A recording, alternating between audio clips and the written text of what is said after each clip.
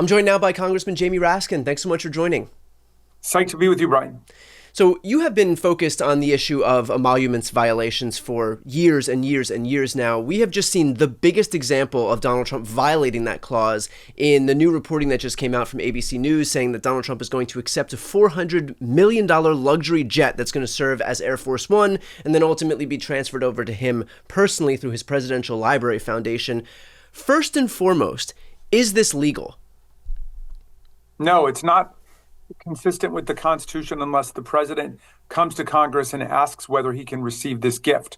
Because Article 1, Section 9, Clause 8 of the Constitution, the Foreign Emoluments Clause, says that no person occupying any office of profit or trust in the United States, that includes the president, shall receive from a prince, king, or foreign state a present, an emolument, which means a payment, an office or title of any kind, whatever, without the consent of Congress. So if you want to take, $5,000 vacation gift or a $100,000 check or a $400 million jet, you got to come to Congress first to ask. I mean, there's a great story about Abraham Lincoln, who received from the King of Siam a beautiful elephant tusk. It was in the middle of the Civil War. And Lincoln took the Foreign Emoluments Clause so seriously, like pretty much every other president, that he came to Congress and he said, I love this tusk. Can I keep it? And Congress met and they said, hey, you're doing a great job in the war, Honest Abe, and we love you. But no, you can't keep that. Turn that over to the Department of the Interior. What do you make of Pam Bondis' justification here, her kind of legal gymnastics, where she says, well, it's not going directly to Donald Trump. It'll be transferred from Qatar to the Air Force and then over to his Presidential Library Foundation. And so it's not a direct gift from Qatar. It's just there's an intermediary, which is the U.S. government.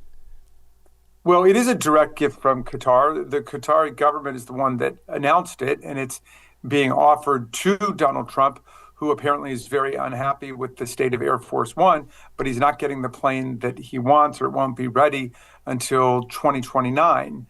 And so it's for him, and then it goes to his library. So it's a gift to him and to his library, and none of that is constitutional. What do you make of the fact also that this is kind of being given the green light by Pam Bondi, who, of course, in her past as Attorney General of Florida, accepted a $25,000 donation while her office was deciding whether or not to pursue fraud charges against Trump University. Surprise, surprise, she opted not to.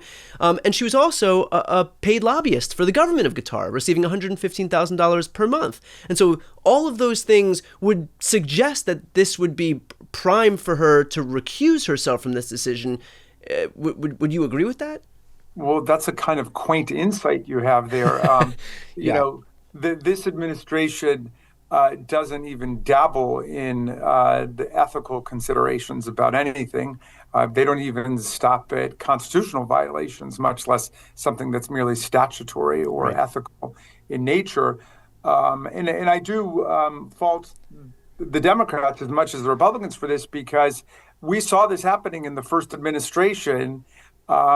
And really, that should have been the first impeachment we brought. We should have brought an impeachment against Donald Trump for blatantly violating the Emoluments Clause. Now, of course, it was difficult to find out everything that was going on because so much of this is done in a clandestine way. But the Democrats on the Oversight Committee, when I was ranking member in the last Congress, we released a report showing $8 million that went directly from foreign governments to Donald Trump. And that was just over a 2-year period, and to just 5 of his more than 500 companies. So we only scratched the surface of it, but still we found $8 million going to the Trump International Hotel in D.C., which I called the Washington Emolument, and the one in Las Vegas, the hotel there, and the Trump Tower in New York. But you got millions of dollars from the Chinese government, from the Saudi government. And of course, that set the standard. And then there was this immediate payback that took place after the Trump administration, the first presidency, where Jared Kushner brought back a cool $2 billion from Saudi Arabia. even after the Saudi Sovereign National Fund recommended against putting him in this role, investing for Saudi Arabia. But the homicidal crown prince owed Donald Trump for covering up for his assassination, the drawing and quartering, the dismembering of Jamal Khashoggi.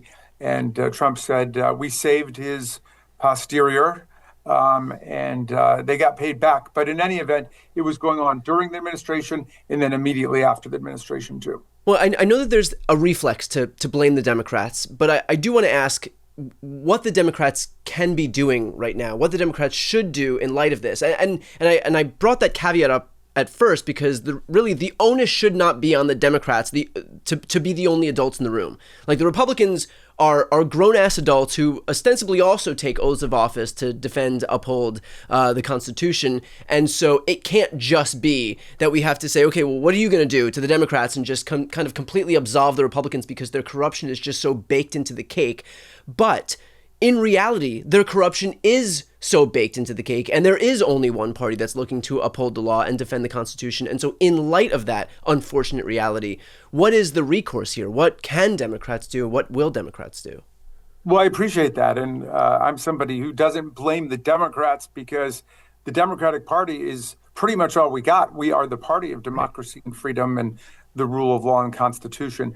But I think that all of us need to take stock of the fact that we cannot ignore corruption as a driving force of this authoritarian movement in the country. And I think that it was soft-pedaled in the first administration. Now, the courts didn't help us because different people tried to bring lawsuits about the Emoluments Clause, and they kept getting thrown out on standing and other threshold doctrinal blockages, all of which is to say it was a political question up to Congress to raise it. So we cannot leave this alone, both for constitutional reasons, as I have felt for a long time, but also for political reasons, because people understand this is a scam and a ripoff. Donald Trump and his family have made more than $1 billion a month since this nightmare started in 2025 through the new crypto grift, right, which is all the rage within the Trump administration. And, this makes the Trump Hotel look like a Cub Scout meeting, because if tens of millions were flowing in through the Trump Hotel in the golf courses, now it's hundreds of millions or billions of dollars that is coming in an almost completely covert, secretive way, a lot of it from abroad through the meme coins and the other crypto mechanisms they've set up. I understand that what he's doing right now is a violation of the Constitution, but it's also true that the Constitution in and of itself isn't self-executing, and there is no enforcement mechanism in the Constitution. And so how do you push back against what he's doing? If he's violating the Emoluments Clause, then what is the vehicle to actually seek some recourse here? Doesn't somebody have to be harmed? And I mean, could you make the argument that it's all of the American people that are being harmed? Does that mean that anybody would be able to bring suit against this president?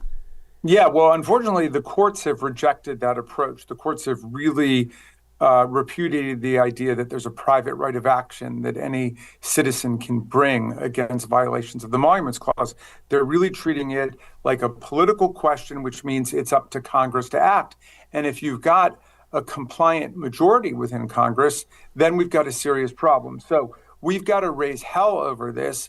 And then the moment we get the majorities back, we must legislate to install a legislative machinery behind the constitutional principle, because it's not self-executing, right, as you say. For a long time, it was. The presidents, Republicans and Democrats, both really respected the idea that there's a difference between being president of the United States and being in business for yourself and making money. And they accepted what the founders anticipated, which was a wall of separation between the official conduct of the president and then private money making. They thought the president would just set that aside for 4 years or 8 years or what have you, which is why we have not just a foreign emoluments clause, but a domestic emoluments clause that says the president is limited to his salary in office and cannot be collecting any other money from government agencies and departments or states. And that's another clause that Donald Trump has been systematically trampling and violating by collecting millions of dollars from other parts of the government,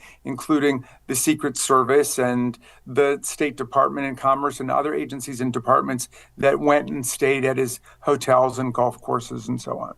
Well, I think part of the raising hell right now that we're engaged in is explaining to people in this country more broadly why this matters. Why does it impact them? We can see that it's wrong, but a lot of people just don't care about process. They're not worried about defending institutions that they don't think are working on their behalf anyway. And so why is this particular issue so important, and how can it more broadly impact the American people?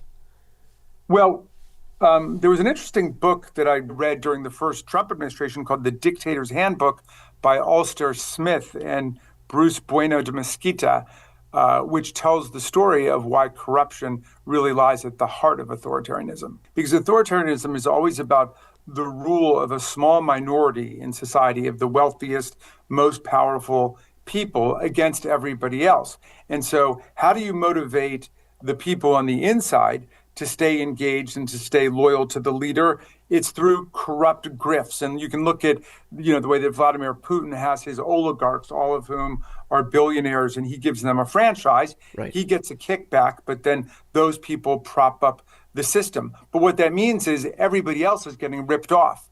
And so just like in America today, Trump and his family and his friends are getting just obscenely wealthy by what they're doing. They're also trying to destroy Social Security, Medicare, Medicaid, any program that actually gets resources to the people. They want to transfer that through tax breaks, again, to the wealthiest people in the country. That's the only program they've got, an upward redistribution of wealth. Well, I'm going to switch topics a little bit, but it's on the same general theme of a descent into authoritarianism.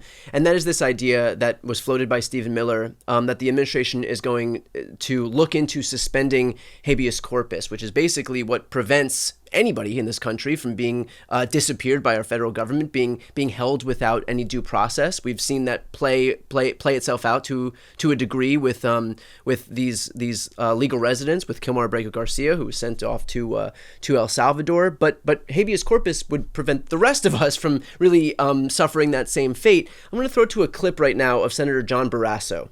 I want to talk about something that one of President Trump's top aides, Stephen Miller, said this week. He said the administration is actively looking at suspending habeas corpus. Just for our audience, that's the right to challenge a person's detention by the government. This would be a part of the broader efforts to speed up their deportation policies. The Constitution says that habeas corpus may not be suspended, quote, unless when in cases of rebellion or invasion. Would you vote to suspend habeas corpus, since the power does ultimately lie with Congress? The president has said he will follow the law. The president says if he disagrees with the law, that he will appeal those things. The president was elected and he won every one of the battleground states on promising to secure the border and bring safety back to our communities. That's exactly what he is doing. People do not want to live with MS-13 gang members in their communities. The Democrats lost the election because they opened the borders to 10 million illegal immigrants, including members of criminal cartels, drug dealers, gang members. That's what the election was about. And the president has now seen judges, district judges, radical district judges, using their courts to set national standards on making it harder for the president to deport individuals, criminals, and I stand with the president. And yet, Senator, just to put a fine point on this, I want to know what you would do. Would you vote to suspend habeas corpus if this were brought before Congress? Ultimately, this power lies with Congress.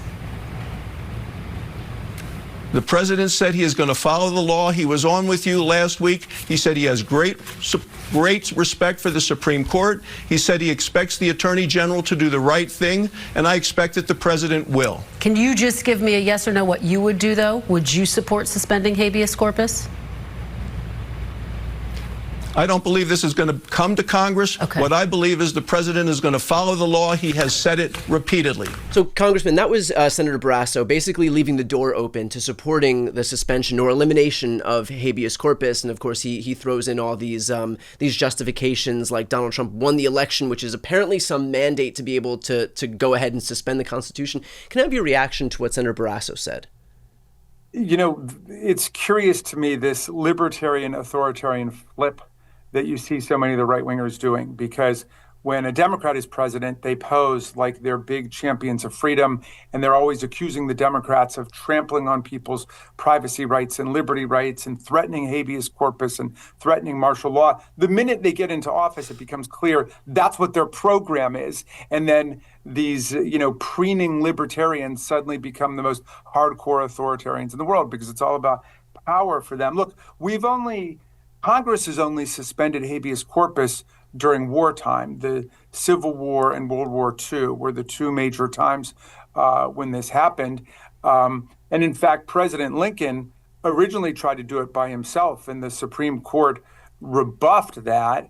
And then Congress in 1863 suspended habeas corpus. And even today in the right wing, you can hear people like Rand Paul attacking Lincoln for having unilaterally suspended habeas corpus. It's always been understood that only Congress can suspend habeas corpus, not the president.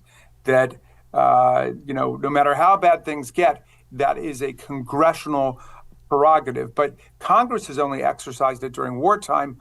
Why in the hell would anybody suspend habeas corpus today? Well, you got Donald Trump saying that the border has never been safer. Right. There's simply no justification for it unless you wanted to impose martial law and destroy constitutional democracy in the country. Right. And at the end of the day, that does look very much like what their priority would be. So we will leave it there. Congressman, I appreciate your time. Thank you so much. It's great being with you, Brian.